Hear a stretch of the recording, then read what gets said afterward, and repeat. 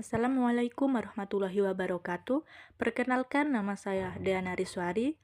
Baiklah, di sini saya akan menjelaskan singkat mengenai siklus Krebs. Pengertian siklus Krebs. Siklus Krebs merupakan rangkaian reaksi metabolisme respirasi aerob pada sel yang menghasilkan energi. Siklus ini adalah serangkaian reaksi kimia untuk melepas energi melalui oksidasi asetil-CoA yang berasal dari karbohidrat, lemak, dan protein. Siklus Krebs terjadi di dalam mitokondria, bagian matriks mitokondria atau lebih dikenal sebagai membran. Tujuan dan kegunaan siklus Krebs sebagai penghasil sebagian besar karbon dioksida sebagai penghasil koenzim tereduksi yang menggerakkan rantai pernapasan untuk produksi ATP. Siklus Krebs berperan sebagai pusat metabolisme sel di mana asam pirufat dari glikolisis diubah menjadi senyawa yang kaya energi seperti ATP. Selain itu, siklus Krebs juga menghasilkan molekul penyedia elektron untuk rantai transport elektron dalam respirasi seluler.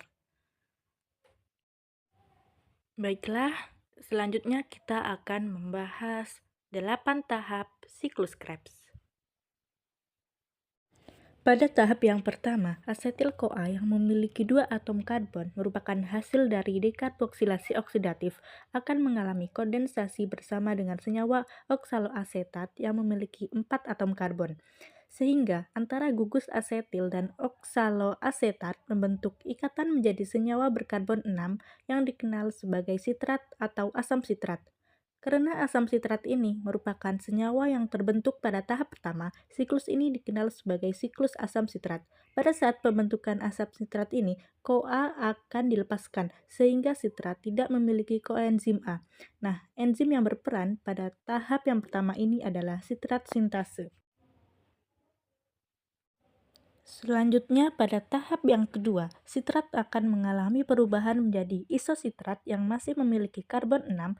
Karena reaksi yang terjadi pada tahap ini hanya isomerisasi, pengubahan dari satu senyawa menjadi senyawa lain yang memiliki rumus senyawa yang sama. Pada tahap ini terjadi dua reaksi, yaitu pelepasan molekul air atau H2O yang prosesnya dikenal sebagai dehidrasi. Namun kemudian pada tahap ini juga terjadi proses penambahan molekul air yang prosesnya dikenal sebagai hidrasi. Proses pengubahan sitrat menjadi asam sitrat ini dikatalis oleh enzim akonitase. Pada tahap yang ketiga, isositrat yang memiliki 6 karbon akan diubah menjadi alfa-ketoglutarat yang memiliki 5 atom karbon, sehingga pada tahap ini terjadi pelepasan ikatan yang berarti ada elektron yang dilepaskan pula. Elektron yang dilepaskan ini akan diterima oleh NAD+, sehingga membentuk NADH. Nah, pada tahap ini pula terjadi proses dekarboksilasi atau pengurangan karbon berjumlah 1 karbon. Nah, satu karbon ini akan membentuk CO2. Enzim yang berperan adalah isositrat dehidrogenase.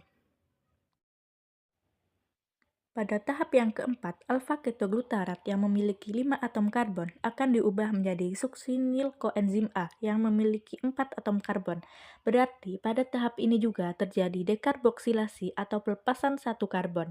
Nah, satu karbon ini akan membentuk molekul karbon dioksida pula. Selain itu, pada tahap ini pula terjadi reduksi NAD+, sehingga membentuk NADH.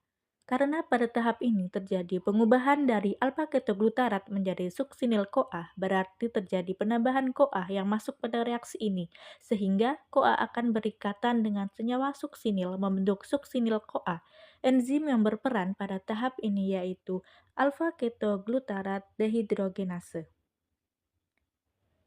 Tahap yang kelima, suksinil-CoA yang memiliki 4 atom karbon akan diubah menjadi suksinat yang masih memiliki 4 atom karbon. Pada tahap ini tidak ada pengurangan atom karbon seperti pada tahap sebelumnya, tapi pada tahap ini terjadi beberapa reaksi yaitu fosfat inorganik atau PI akan berperan pada tahap ini sebagai pemutus ikatan koenzim A yang terdapat pada suksinil sehingga pada tahap ini CoA akan dilepaskan dan fosfat inorganik akan berikatan dengan GDP membentuk GTP. Namun, pada beberapa sel, fosfat yang telah membentuk GTP akan ditransfer lagi ke ADP sehingga membentuk ATP. Baik GTP ataupun ATP, keduanya memiliki energi yang setara. Enzim yang berperan dalam tahap ini adalah suksinil-CoA sintase. Tahap yang keenam yaitu suksinat yang memiliki atom karbon akan diubah menjadi fumarat yang memiliki 4 atom karbon juga. Nah, pada tahap ini terjadi pelepasan elektron sehingga elektron akan ditangkap oleh FAD membentuk FADH2. Enzim yang berperan untuk mengkatalis senyawa suksinat menjadi fumarat ini adalah suksinat dehidrogenase. Pada tahap yang ketujuh terjadi pengubahan fumarat menjadi malak. Enzim yang berperan pada tahap ini adalah fumarase. Pada tahap ini terjadi penambahan air atau H2O yang prosesnya dikenal sebagai hidrasi. Selanjutnya, tahap yang kedelapan, malat, akan diubah kembali menjadi oksaloasetat. Pada tahap ini pula terjadi pembentukan NADH yang berasal dari NAD+. Enzim yang berperan pada tahap ini adalah malat dehidrogenase. Dengan demikian, dalam satu kali siklus menghasilkan 3 NADH, 1 FADH2, dan 1 ATP. Baiklah, demikian penjelasan singkat dari saya. Jika ada kesalahan, saya mohon maaf. Saya akhiri. Wassalamualaikum warahmatullahi wabarakatuh.